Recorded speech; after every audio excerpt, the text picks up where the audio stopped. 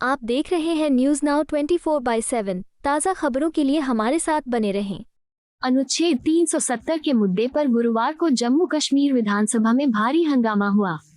विधायकों ने सदन में एक दूसरे पर मुक्के बरसाकर हाथापाई की। अवामी इत्तेहाद पार्टी के विधायक और इंजीनियर राशिद के भाई खुर्शीद अहमद शेख द्वारा अनुच्छेद 370 पर एक बैनर प्रदर्शित करने के बाद अराजकता शुरू हुई। इसके बाद एलओपी सुनील शर्मा ने बैनर प्रदर्शन पर आपत्ति जताई। अब इसी को लेकर भारतीय जनता पार्टी की स्मृति ईरानी ने गुरुवार को विपक्ष के इंडिया गुट पर निशाना साधा। स्मृति ईरानी ने कहा कि भारत के संविधान की कस्में खाते हुए कल भारतीय संविधान का गला घोंटने का दुस्साहस इंडिया अलायंस ने जम्मू कश्मीर में किया है। उन्होंने कहा कि जम्मू कश्मीर के वो दृश्य जिसमें भारत के संविधान की धज्जियां उड़ाते हुए आदिवासी, दलितों और महिलाओं के अधिकारों का हनन करने का दुस्साहस कांग्रेस समर्थित इंडिया अलायंस ने किया है। जागृत भारत उस दुस्साहस को बर्दाश्त नहीं करेगा। उन्होंने कहा कि जिस प्रस्ताव को कल इंडिया अलायंस ने पारित किया है, उसके अंतर्गत वो जम्मू कश्मीर में भारत के संविधान के खिलाफ एक नई जंग लड़ते हुए दिखाई देते हैं। मैं इंडिया अलायंस के नेताओं से पूछना चाहती हूं कि भारत की संसद और सुप्रीम कोर्ट का जो निर्णय सबको मान्य है, उस निर्णय का अपमान और उसकी अवहेलना करने का अधिकार कांग्रेस और नेशनल कॉन्फ्रेंस को किसने दिया है?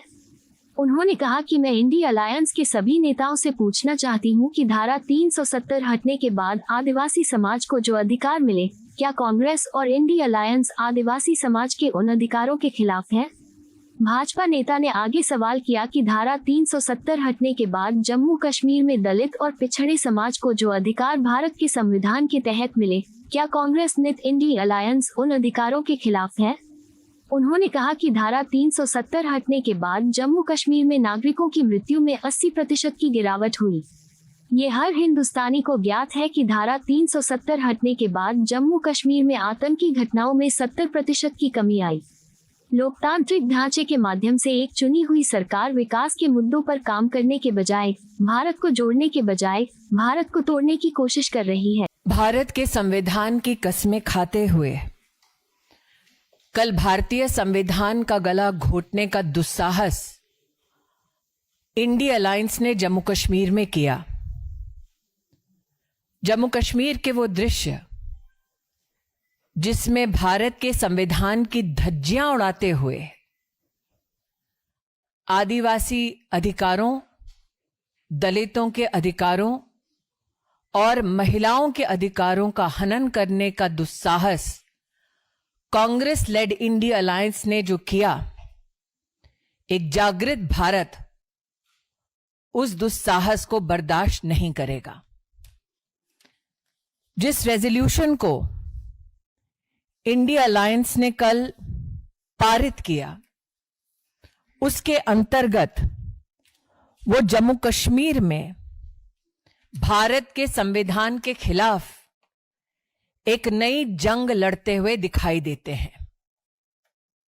आज मैं इंडिया अलायंस के नेताओं से पूछना चाहती हूं कि भारत की पार्लियामेंट और सुप्रीम कोर्ट का जो निर्णय सबको मान्य है, उस निर्णय का अपमान, उस निर्णय की अवहेलना करने का अधिकार कांग्रेस को, एनसी को देश में किसने दिया? आज मैं कांग्रेस, एनसी और इंडिया अलायंस के सभी नेताओं से पूछना चाहती हूं, धारा 370 हटने के बाद जम्मू कश्मीर में आदिवासी समाज को जो अधिकार मिले, क्या कांग्रेस और इंडिया अलायंस आदिवासी समाज के उन अधिकारों के खिलाफ खड़े रहेंगे? जम्मू कश्मीर में धारा 370 हटने के बाद दलित समाज, पिछड़े समाज को जो अधिकार भारत के संविधान के माध्यम से भारत की संसद ने सुपुर्द किए, क्या कांग्रेस नित इंडिया अलायंस उनके खिलाफ खड़े रहेंगे? कल का रेजोल्यूशन कांग्रेस और इंडिया अलायंस के नेताओं का टैक्टिकल समर्थन दिखाता है उग्रवाद और आतंकवाद के समर्थन में। यह भारत में हर नागरिक को ज्ञात है कि धारा 370 हटने के बाद नागरिकों की मृत्यु में 80% की गिरावट हुई। ये हर हिंदुस्तानी को ज्ञात है कि धारा 370 हटने के बाद जम्मू कश्मीर में आतंकी घटनाओं में 70% की कमी हुई। लोकतांत्रिक ढांचे के माध्यम से एक चुनी हुई सरकार विकास के मुद्दों पर काम करने की बजाय, भारत को जोड़ने की बजाय भारत को तोड़ने का प्रमाण दे रही है। मैं इंडिया अलायंस के सभी नेताओं को, देश के नागरिकों और भारतीय जनता पार्टी के कार्यकर्ताओं के माध्यम से आश्वस्त करना चाहती हूं कि संसद द्वारा पारित धारा 370 पुनर्स्थापित नहीं होगा और जम्मू कश्मीर को भारत से बांटने का उनका ये प्रयास कामयाब नहीं होगा।